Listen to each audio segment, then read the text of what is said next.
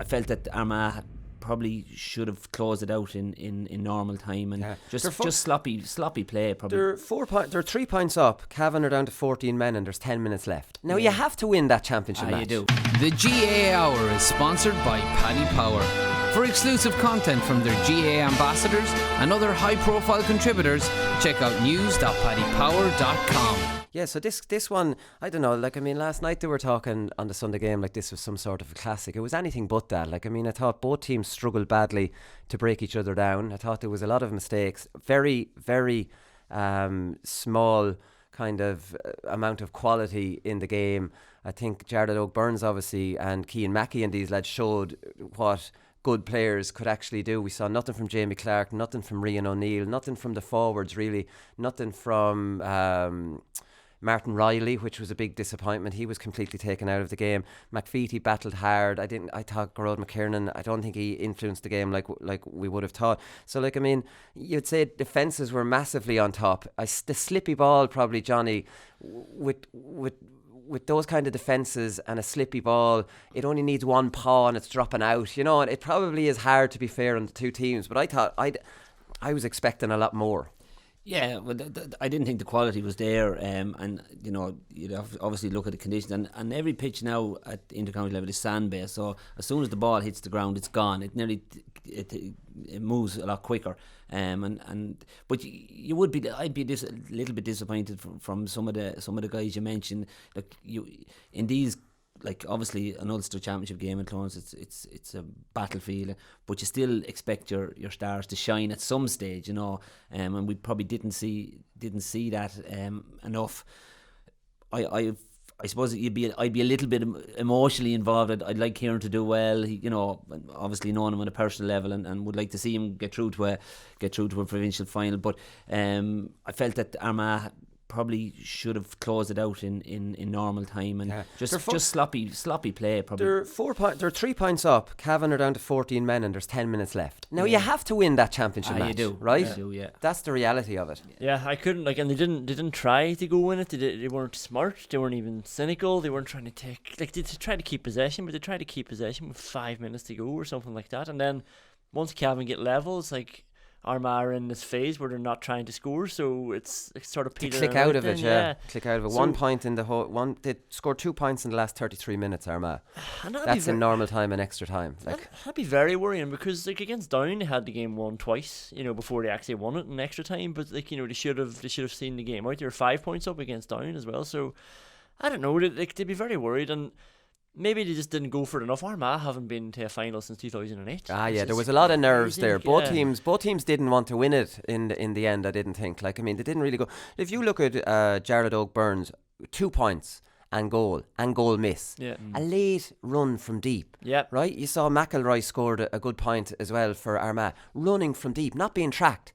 Why do we not see more of that? Yeah. Armagh are not good at breaking down. We spoke about this last Thursday. They're not good at breaking down. They're not good at the hand passing game. And it looked to me like they were just pawning it off, running into trouble. They started early with a few kicks into the full forward line. They didn't work out. They abandoned that. They stopped doing it completely. So their kicking game was gone. Rian O'Neill ended up coming out the field, and he wasn't influential. I don't know. Even Grugan. All Cavan had was one full-time sweeper, Mina. You can avoid the sweeper with good diagonal balls, but Armagh just didn't really. They gave up on it. I felt at times with the sweeper, you'd imagine one of the full forward and would have come out and just pushed up onto the sweeper, and all of a sudden it's 2-on-1. And when you have Stephen Campbell, when you have Jamie Clark, you need to be finding them with ball, because they're a good finishers. I think so. Armagh, and they do have pace. When you talk about Jared Oak Burns coming through, they have Ethan Rafferty. He's a big, strong unit and has loads of pace. Yeah. Niall Grimley has pace. Niall Grimley seemed to be, his job was to put away Kieran. But again, and that's fine. You have to keep an eye on him. But he's a big influence on that team as well. And you'd love to see them lads just going and having a go and minding a lead with 5 minutes to go in a 1 point game in a tight Ulster Championship game. It doesn't make sense to me. It's very dangerous. I don't understand how teams, because Armagh are not good at this, and I don't think they practice in training. They practice quick transitions through the foot and then a diagonal ball, and they're good at that. So when they gave up on that, they were gone. But I understand against those defensive teams why you see when a player gets it wide and cuts across in the field, and then lads come off him. Like, they're getting through in those regards. Like, I'd wonder why a forward or two aren't detailed to stay wide.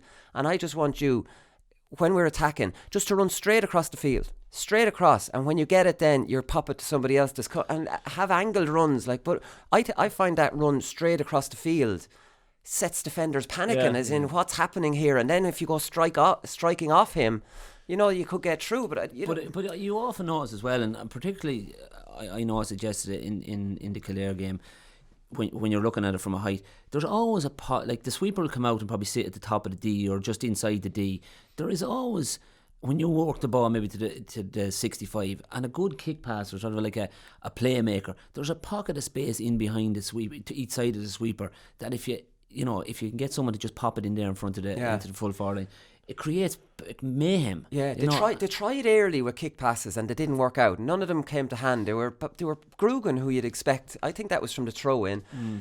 Another big long diagonal one to Jamie Clark, which went too high for him. Another one went into Rian O'Neill. A lot of high balls. And Clark, I don't think Rian O'Neill is much of a fetcher, but he's a big fella. But Killian Clark underneath him as well, just sort of arsing him out of the way. Killian Clark bullied him out of that, and then that was it. Second half, then they just completely kind of gave up on it, and that was, I don't know. And you wonder, is there so much at stake? There, like, you do want to express yourself to a point, and but not give away a silly ball. And I don't know whether it was a case of, look, keep it nice and safe. Let's play safe. Don't give away, turnover ball and cause us trouble, which inevitably they did anyway.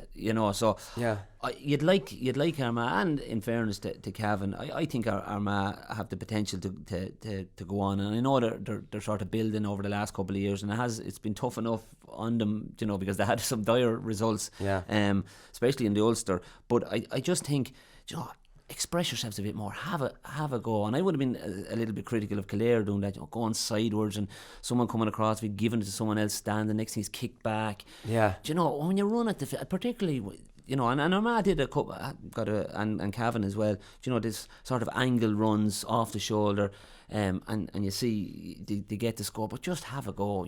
I agree. And what does my head in, right, is that because the modern game isn't as defensive as it used to be. So, teams are committing way more bodies to attack than they used to be. Then we obviously know that because teams are committing a lot of bodies to attack, they're pulling the opposition's half forward line. Then there's a disconnect to the full forward line. And because when I see both Cavan and Armagh turning the ball over, suddenly then, the minute the ball is thrown backwards or to the side, you can see the Cavan lads getting a chance, or the Armagh lads getting a chance to go back, and you're just like, Jesus, be more... Hurry up with it. And if you don't hurry up with it, you're going to face 13 of them back there. So it's in your interest, to the minute you get it, bloody bomb forward with it and try to close that gap to the full forward line and get it in early. The minute it goes backwards or sideways, that attack's pretty much gone. Do you know what I mean? It's so annoying when you see it. It's like, Jesus, take a bit more of a risk and just go for it, because that's in the broken play around the 45 or in wherever the turnovers happen. You've surrounded a fella, you have a free, move the bloody thing on fast. Or if you don't, you're going to face a wall down the other end. So why don't they just move it fast? But I wonder, is it because of the setup? Like, was there enough people inside? And we saw, throughout the game, you saw Jamie Clark and Rian O'Neill and Stefan, all these boys back, in the middle of the pitch defending and stuff. And then was anybody taking it upon themselves to sort of stretch the field and get inside and be the full forward, whoever it was? And the two balls I remember going in, they were nothing spectacular. Nobody had to really express themselves. They were just 25-metre pump passes, just bouncing in front of the forward. I think Rian O'Neill won the first one, and Nugent came off him and scored. And Rian O'Neill got a good point as well, didn't he? That was from a diagonal ball in. And then the ball into Jamie Clark, popped it to Jared O'Burns. But again, not an amazing ball, just bouncing in front of him. But it probably just needed somebody in there showing, and it maybe didn't happen enough. Yeah, and that's the thing. Like, when you're playing out the field, you want to look up and you want to be in a position to put that ball in. But if it's not on, you're not going to give it. And I suppose from playing inside, and I played a good bit of football in the foot, it's not that initial run, it's that second or third run. You have as soon as that ball enters into your half or into their half of the field, you're inside, lads. You have to be moving and demanding it. For me to do my job at corner forward, I'm depending on you to do your job to get it into me. Yeah. And if you're not looking for it, because a lot of the time I would have said, kick the fucking thing into us. Yeah. But what you get back is you're not looking. I'm looking up and not seeing movement. But if there's too much of a gap, right, you're not inclined to make that run, right? So you look at Jamie Clark, Rian O'Neill, if they're the two in there, neither of them are going to be the one that's making that run out to the 45. Because if there's a huge gap, the sweepers stand in front of the two, and you pretty much have to be patient then and let it build up. And by the time it's built up, you need someone in the half-forward line all the time. But we're saying that they're getting dragged out, right? So Grugan doesn't want to be back in the other half. Like, they're being pulled, they're following their men. So sometimes I think you have to take a chance and say, okay, my man, because then you end up marking the centre back. Like, if I'm playing or a half forward, my job is to make sure that I have an outlet in the half forward line. And sometimes, you have to go off your man. Or I've often played the role, and you take it. Said, look, I'll take a chance. I'll cheat or go to far, and next thing he pops up and gets a score. But you have to be an outlet. That if the half back looks up and there's nothing, you're going to go lateral. You have to have someone in it. And if that means them two have to go 1-on-1, so be it. I think that's it. So if you're being dragged out, then Clark has to go near the 45 centre forward, and he goes left and right and leave Rian, because that ball has to be on, or else when they turn it over on the other 45, all they can do is go back to goalie or go sideways or over and back, because that place is too populated with bodies. So you know what I mean? There's not really. And a lot of the time when bodies are getting back, if you actually stopped it and looked, they're not doing it, just filling space. If you're going to get back there, you have to nullify someone, you have to get contact on someone. But for me, getting so many back is fine, but it destroys you offensively. You have to have at least two options. Up there all the time. No, you absolutely do. Like, because we've talked here, Johnny, about why teams are not playing more people on the half-back line. I've kind of come to the conclusion that because they're all so honest and looking to work, that they're actually tracking.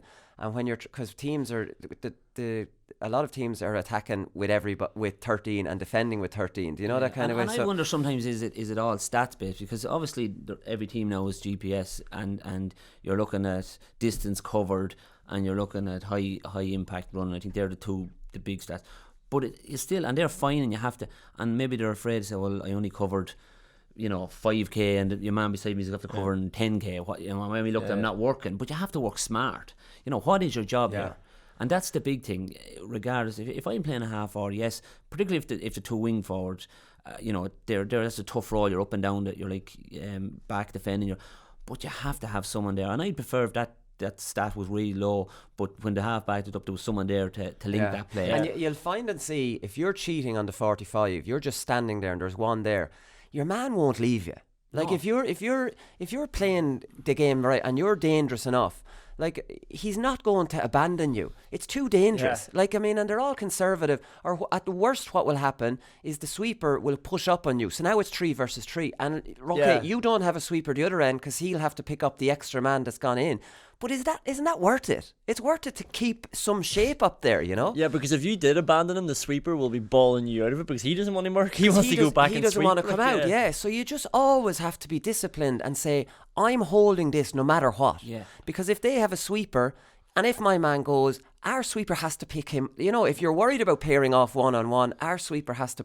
And you have to be brave in that situation. You really do. It seems to come back all the time. But all these problems with these shapes are that there's not enough players ahead of the ball, and there's not a link between the full forward line and the half forward line, and it's obvious. It's always the way. Last night they were saying Armagh gave up the kick out. They kind of didn't. They didn't. They weren't intense under press.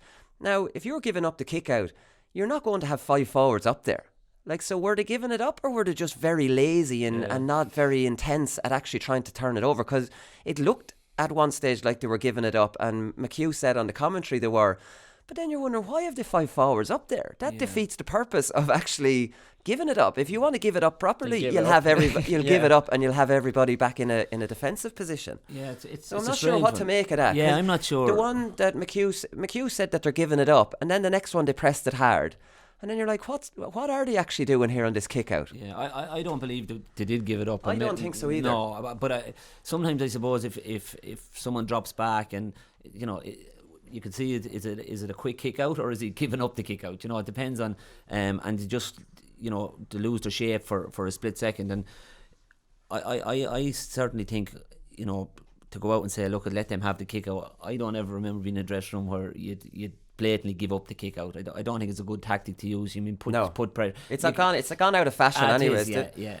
You can cause yourself way too many problems. I think if you're out of steam after a couple of plays, then you could give it up one time, as long as everybody's coming back on the 45. Yeah. Like, we'll all get a breather back here, like, you know, because we're not all going to get up. Yeah, lose the kick out and get back again. Yeah, and if you're pulling a corner forward and say, look, you have a free roll, go out around it, and all of a sudden then he's after running 80 yards back, and all of a sudden he's trying to get back up to the forward next to the kick out, and for a split second you take your eye and next thing it's gone. You know, you can be seen to be giving it up, but it just wasn't in position to. Yeah, that's put it. If the quick outs kick, you don't have time to get up there. James Morgan was an interesting one. McGeeney had to take him off. He's such a bloody. He's all or nothing, isn't he? He's nearly too overly. You nearly have to say, calm down.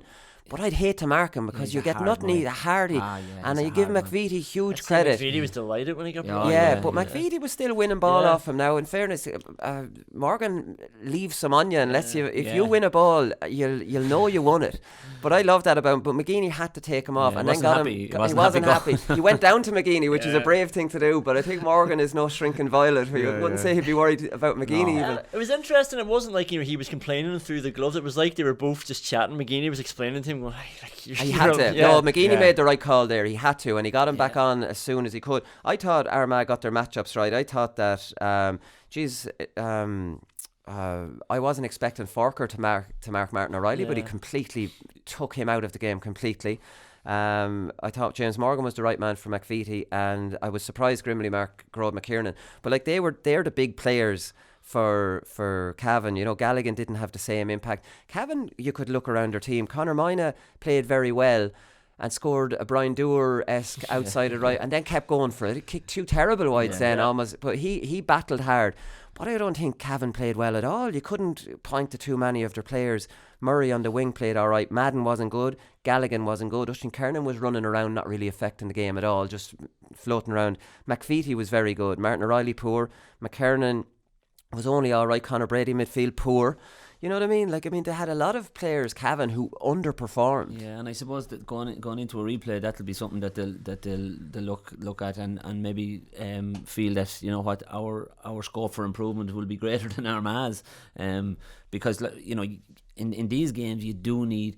You know, you can keep your player over for a while, but he has to contribute at some stage. You know, it could be the last couple of minutes that he eventually outworks or gets away from his man. And the likes of Martin Riley and these guys, you know, for Cavan to progress here, they need to be arriving. Yeah, we saw nothing of him with his good distribution. He got on no ball. He was actually completely out of the game. Full forward most of the time. He went in full forward. He switched with McVitie after it, which is not his game. It's not his game. Like, that's the last place I'd be put. He played wing back, wing forward, centre forward. And particularly, like, that's what would disappoint you. You know, obviously there was Armagh did their homework, but you know, you're getting out around that middle eight. You need to get on ball. You know, if it's only to take a little hand pass and all of a sudden then draw him in for a free or something like that, you know, you need to manage that.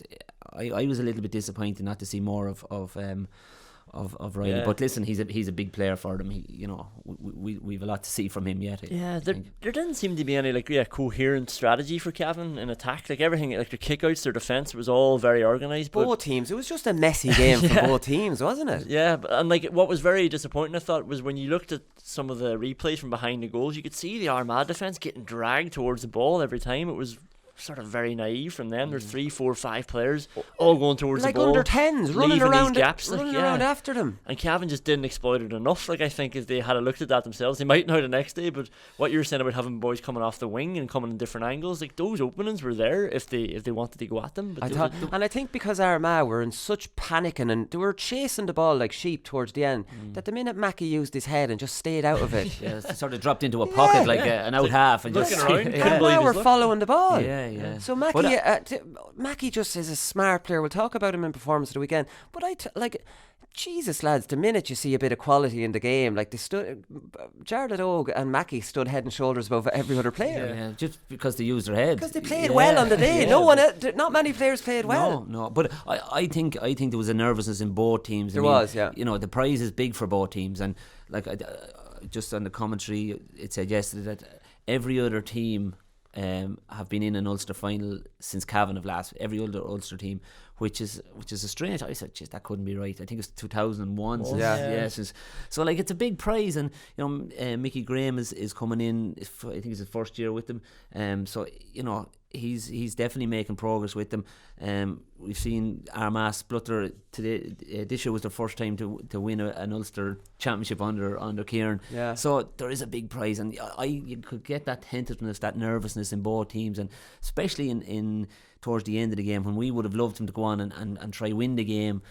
They just reverted the type a little bit and played safe. Yeah, and but that's it, play safe. So I could understand them being nervous against Down and all that. And then I was thinking, right, well, now they might let the shackles off and actually go out and play. So now they're nervous for a semi-final. If they get into a final, they'll be nervous for that. Then they'll be nervous in an All-Ireland. Like, I mean, when are they going to go out and actually express themselves? Like, I mean, either you're going to step up to the plate and be a real team.